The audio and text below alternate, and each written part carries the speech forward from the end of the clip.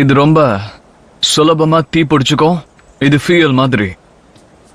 கடைசியா இந்த பிளிஸ்டர்ஸ் வழியா கீழ்ப்பக்கமா நேரா வெட்டிக்கிட்டே வந்தா இது வெளியே ஒழுகி வரும்.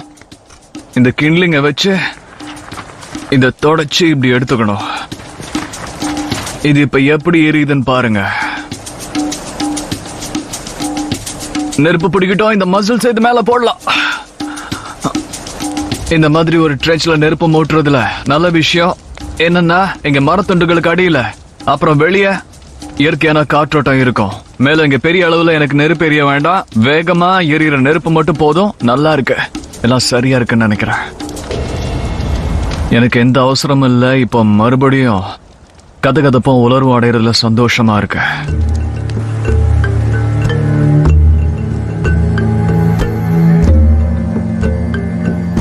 இப்ப இந்த ஃபுட்டு ரெடியா இருக்குன்னு நினைக்கிறேன்.